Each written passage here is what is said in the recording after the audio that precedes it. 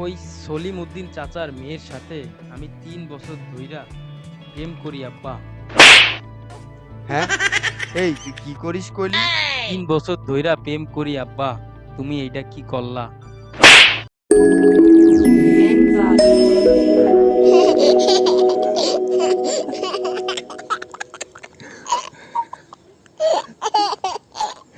আব্বা, কি বাপ? তোমারে আমি একটা কথা কমু। কি কথা ক? তোমার এই যে ঘটকালি পেশাটা ছাইরা দাও। কে রে বাবা?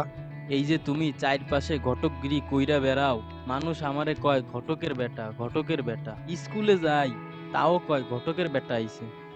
তুমি এই পেশাটা বাদ দাও তো।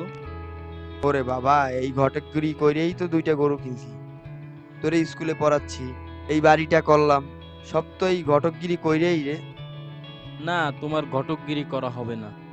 ওরে বাপ, ঘটকগিরি তো খারাপ কাজ না, একজনের সংসার জোড়া দেওয়া, এইটা তো ফরজ কাম। তুমি যে চারপাশে সারাদিন ঘটকগিরি কইরা বেড়াও, আমি তোমারে কোনোদিন বাধা দিছি? না, সেই দিন যে রহিম চাচার বেটিরে বিয়ে দিছো, আমি কিছু কইছি? না, করিম চাচার বেটিরে বিয়ে দিছো, আমি কিছু কইছি? না তো কইস নাই তো বাবা। কদম তলায় ফরাত চাচার বেটিরে বিয়ে দিছো, আমি কিছু কইছি?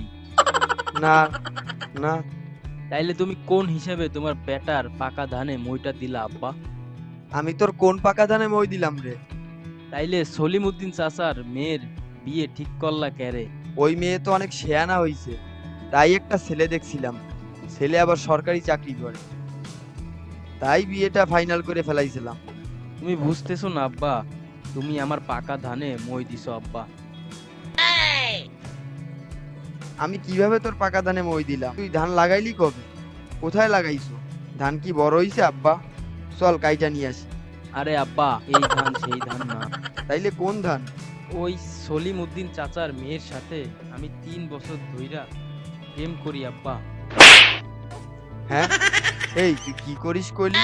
3 বছর ধইরা প্রেম করি আব্বা, তুমি এইটা কি করলা?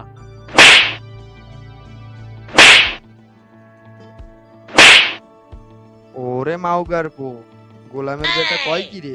ওরে হারামজাদার বাচ্চা, প্রেম তোরে করাচ্ছি রাখ। তোমার নিজের ব্যাটারে এইভাবে মারতে পারলে? এ নিশ্চিত আজকে আমার ব্যবসাটা নষ্ট করবে, হারামজাদার বাচ্চা প্রেম করে। Please subscribe and press the bell icon.